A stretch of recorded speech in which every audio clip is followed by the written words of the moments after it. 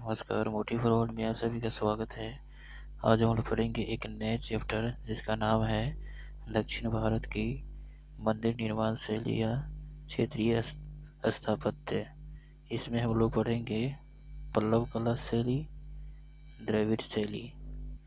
पहले नंबर में पढ़ेंगे महेंद्र वर्मन शैली, जिसमें मंडप के आकार के मंदिर का निर्माण किया जाता था, जो सादा मंदिर के नाम से जाना जाता था। दूसरा में पढ़ेंगे नरसिंह वर्मन शैली, जिसे मामल मंदिर या मंडप तथा रथ मंदिर मिलाकर के मंदिर का निर्माण किया जाता था, जिसे एकात्मक मंदिर या सब पेगोडा के नाम से जाना जाता था। तीसरा में हम लोग पढ़ेंगे राजसिंह शैली। इस शैली में मंदिर ईंट से बनाए जाते थे। चौथा है नंदी वर्मन शैली। इसमें मंदिर का निर्माण छोटे छोटे किए जाते थे। पांचवा में हम लोग पढ़ेंगे पल्लव कला। मंदिर स्थापत्य की द्रविड़ शैली से संबंधित है। पल्लवों ने वास्तुकला को काष्ठ कला से मुक्त किया। इसमें यहाँ एक क्वेश्चन बन सकता है कि पल्लवों ने वास्तुकला को किससे मुक्त किया, यानी कि काष्ठ कला से मुक्त किया, और पहाड़ियों को काटकर मंदिर निर्माण की नई शैली का विकास किया। यहाँ से एक और क्वेश्चन बनता है कि पहाड़ियों को काटकर मंदिर निर्माण की नई शैली का विकास किसके काल में हुआ? हम बताएंगे पल्लव काल में हुआ। पल्लव मंदिर निर्माण की शैलियाँ। पहला है महेंद्र वर्मन शैली। इसमें मुख्य रूप से चट्टानों को काटकर मंडप की रचना बनाई गई। यहाँ से क्वेश्चन बनता है कि किस शैली में चट्टानों को काटकर मंडप की संरचना बनाई गई? तो महेंद्र वर्मन शैली में। यह मंदिर सादगीपूर्ण होती थी।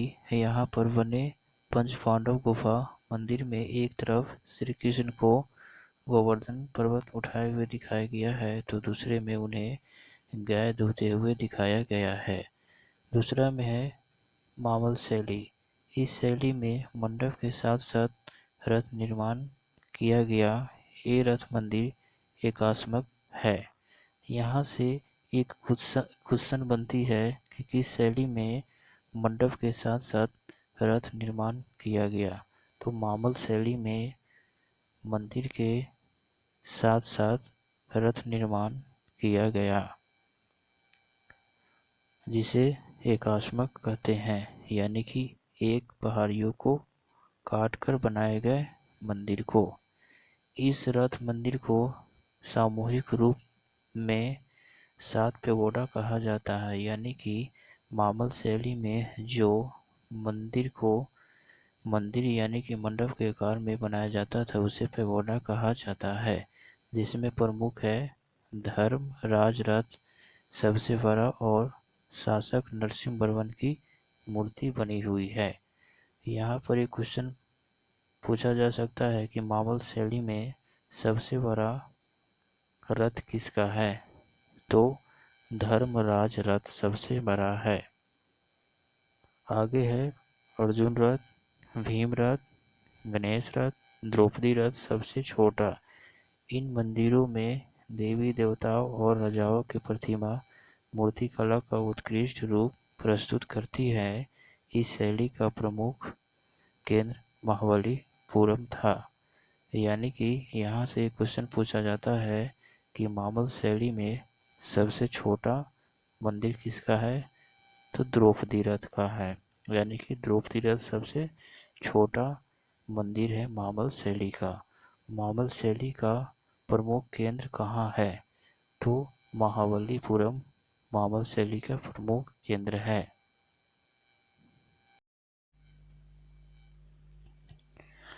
राजसिंह शैली। इस शैली में मंदिर ईंट और पत्थर से बनने लगे, अर्थात इमारती मंदिर बनने लगे, जैसे कांचीपुर का कैलाशनाथ मंदिर। इसमें शिव पार्वती नृत्य पाया गया।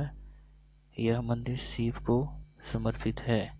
यहाँ से क्वेश्चन बनता है कि किस शैली में भगवान शिव और पार्वती का नृत्य पाया गया है? तो राजसिंह शैली में। इसमें मूर्ति का मुख शिव के जनक, पालक एवं संहारक के रूप में दर्शाते हैं। चौथा है नंदीवर्मन शैली। इस शैली में मंदिर अत्यंत छोटे छोटे बनने लगे, जो पल्लवों के राजनीतिक पतन के दर्शाता है।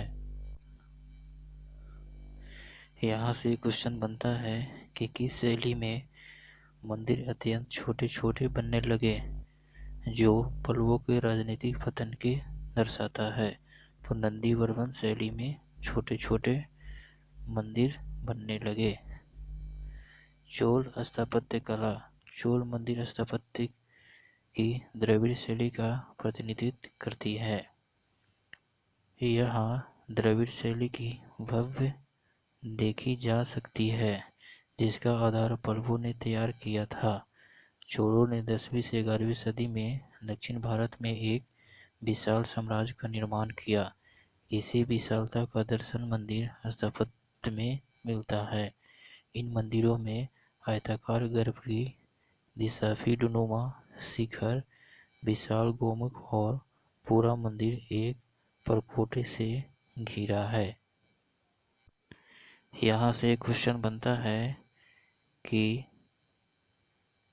चोल मंदिर स्थापत्य की किस शैली का प्रतिनिधित्व करती है? तो द्रविड़ शैली का प्रतिनिधित्व करती है।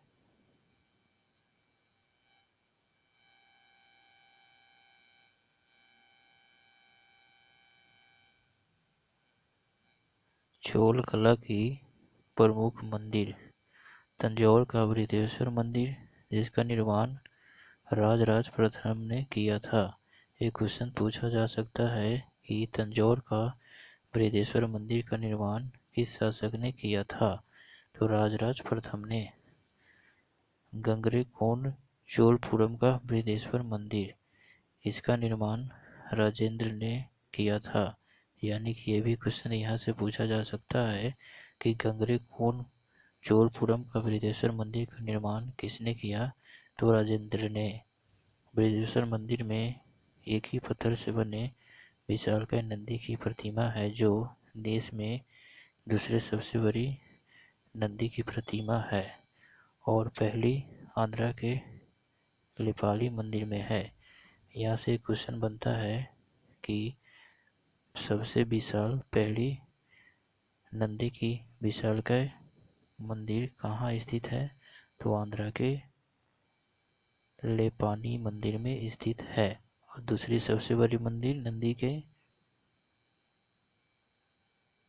बृहदेश्वर मंदिर में स्थित है।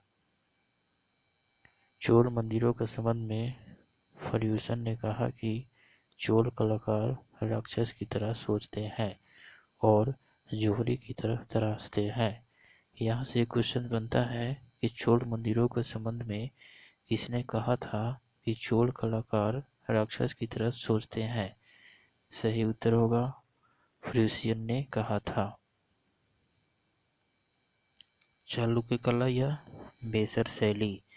चालुक्य कला बेसर शैली का प्रतिनिधित्व करती है। यहाँ से क्वेश्चन बनता है कि चालुक्य कला किस शैली का प्रतिनिधित्व करती है? तो चालुक्य कला बेसर शैली का प्रतिनिधित्व करती है। इसे कर्नाटक शैली भी कहा जाता है। यानी कि यहाँ से एक और क्वेश्चन बनता है कि किस शैली को कर्नाटक शैली भी कहा जाता है? तो चालुक्य के बेसर शैली को कर्नाटक शैली भी कहते हैं, क्योंकि इसका विकास इसी क्षेत्र में हुआ। किंतु इस शैली के मौलिक नहीं कहा जा सकता, क्योंकि इसमें द्रविड़ और नागर शैली का मिश्रण दिखाई पड़ता है। इस कला का प्रमुख केंद्र ऐहोल व तापी पदकुल है। अगर पूछा जाए क्वेश्चंस में कि चालुक्य कला का प्रमुख केंद्र कहाँ है, तो ऐहोल व तापी और पदकुल है। पद काल में बना विरूपाक्ष मंदिर उल्लेखनीय है।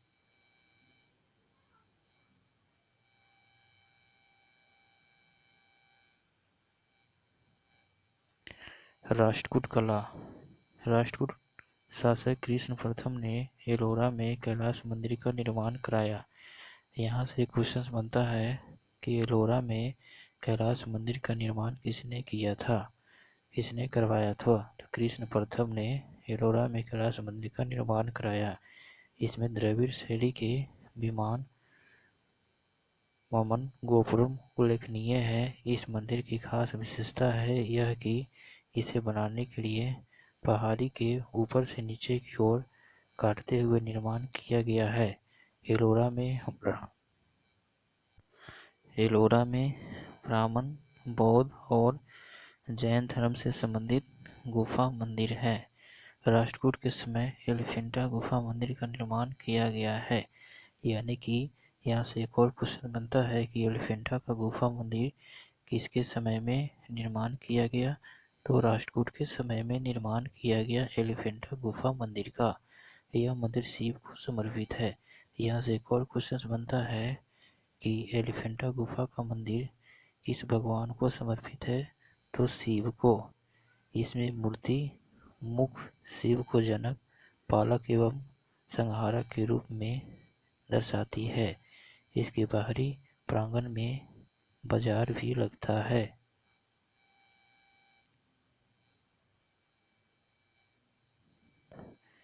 विजयनगर स्थापत्य कला 1336।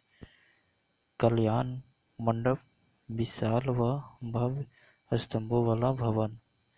विजयनगर मंदिर स्थापत्य की द्रविड़ शैली का प्रतिनिधित्व करता है। कृष्णदेव राय के शासनकाल में बना विठल स्वामी मंदिर इसका सर्वश्रेष्ठ नमूना है। यानी कि विजयनगर स्थापत्य कला यानी कि मंदिर का जो द्रविड़ शैली बनाया गया वो कृष्णदेव राय के शासन काल में। इन मंदिरों में गोपुरम को राय गोपुरम कहा जाता था। मंदिरों के अमन मठ या कल्याण मंडप उल्लेखनीय है। अमन मंडप देवी को समर्पित है, जबकि कल्याण मंडप एक विशाल संभावन होता है जिसमें सैकड़ों स्तंभ बने होते हैं। विजयनगर राज्य में बना हुआ लेपाक्षी मंदिर नंदी निर्माण के लिए जाना जाता है। यह देश की सबसे बड़ी एकात्मक नंदी की प्रतिमा मानी जाती है। विजयनगर साम्राज्य के पतन के पश्चात वहाँ नायकों यानी कि सामंत का उदय हुआ। फलतः 17वीं सदी के मध्य में तिरुमलाई नायक के काल में सुंदरेश्वर मंदिर एवं मीनाक्षी मंदिर का निर्माण हुआ। यहाँ से क्वेश्चन बनता है कि सुंदरेश्वर मंदिर एवं मीनाक्षी मंदिर का निर्माण किसके काल में हुआ। तो तिरुमलाई नायक के काल में निर्माण हुआ था सुंदरेश्वर मंदिर एवं मीनाक्षी मंदिर का निर्माण। तमिलनाडु के मदुरई में वेंगई नदी के दक्षिण तट पर स्थित है। यहाँ से एक और क्वेश्चन बनता है कि मीनाक्षी मंदिर और सुंदरेश्वर मंदिर कहाँ स्थित है। तो ये तमिलनाडु के मदुरई में वेंगई नदी के दक्षिण में स्थित है। सुंदरेश्वर मंदिर शिव को समर्पित है। यहाँ से एक और क्वेश्चन बनता है कि सुंदरेश्वर मंदिर या मीनाक्षी मंदिर किस देवता को समर्पित है। तो ये शिव को समर्पित है। और दूसरे मंदिर देवी मीनाक्षी रूप में उनकी पत्नी को समर्पित है। और मीनाक्षी मंदिर जो मदुरई में है वो उनकी पत्नी को समर्पित है। प्रायः इन मंदिरों को मीनाक्षी मंदिर के नाम से जाना जाता है। मंदिर की दीवारों स्तंभों पर अनेक आकृतियां बनी हुई है।